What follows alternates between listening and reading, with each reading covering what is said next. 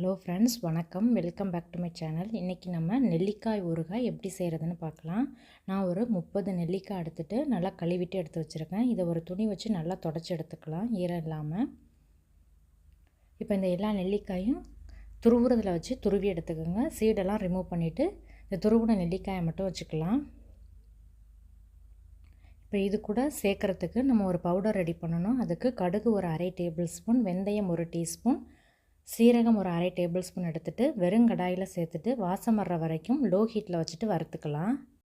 இப்போ நல்லா வாசம் வருது. ஃப்ளேமை ஆஃப் பண்ணிவிட்டு இதை நல்லா ஆற வச்சிடலாம். ஆறுனதும் மிக்சர் ஜாரில் சேர்த்துட்டு நல்லா பவுடராக அரைச்சி எடுத்துகிட்டு வந்துடலாம்.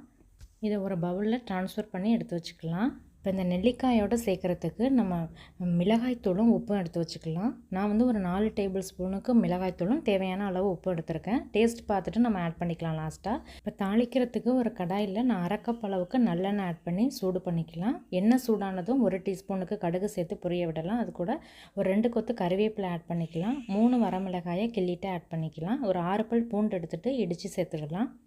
ஒரு 1 டீஸ்பூன் பெருங்காயத்தூள் ஆட் பண்ணிக்கலாம். இப்போ இது எல்லாத்தையும் லோ ஹீட்டில் வச்சுட்டு ஒரு 2 மினிட்ஸ் நல்லா ஃப்ரை பண்ணிக்கலாம். இப்போ இதெல்லாம் நல்லா வாசமாக இருக்குது. இப்போ இது கூட நம்ம துருவி எடுத்து வச்சுருக்க நெல்லிக்காயை ஆட் பண்ணிக்கலாம்.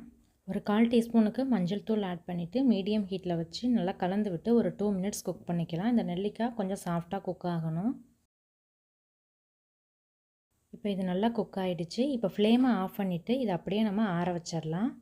இது நல்லா ஆறுனதும் இதில் நம்ம மிளகாய்த்தூள், உப்பு, நம்ம அரைச்சி எடுத்து வச்சுருக்க பவுட்ரு எல்லாத்தையும் ஆட் பண்ணி நல்லா மிக்ஸ் பண்ணி விட்டுறலாம். இப்போ நல்லா ஆறிடுச்சு. அதனால் தேவையான அளவு மிளகாய்த்தூளும் உப்பும் சேர்த்துக்கலாம்.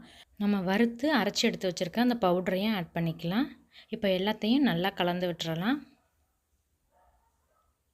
இப்போ எல்லாம் நல்லா கம்பைன் ஆகிடுச்சு. இது அப்படியே நம்ம 2 நாள் வந்து அப்படியே வச்சுக்கலாம். அதுக்கப்புறம் நம்ம ஒரு ஏர்டைட் கண்டெய்னரில் போட்டு ஸ்டோர் பண்ணிக்கலாம். 2 நாளும் நம்ம காலையிலையும் ஈவினிங்கும் ஒரு ஸ்பூன் வச்சு நல்லா மிக்ஸ் பண்ணி விட்டு மூடி வச்சுக்கலாம் வெளியிலேயே. இப்போ 2 டேஸ் ஆகிடுச்சு. இப்போ இந்த நெல்லிக்காய் ஊறுகாயை நம்ம சர்வ் பண்ணுறதுக்கு இது ரெடி ஆகிடுச்சு. எண்ணெயெல்லாம் அப்படியே கீழே நல்லா செட்டில் டவுன் ஆகிருக்கும். நம்ம சர்வ் பண்ணும்போது நல்லா ஒரு தடவை மிக்ஸ் பண்ணி விட்டு நம்ம சர்வ் பண்ணிக்கலாம்.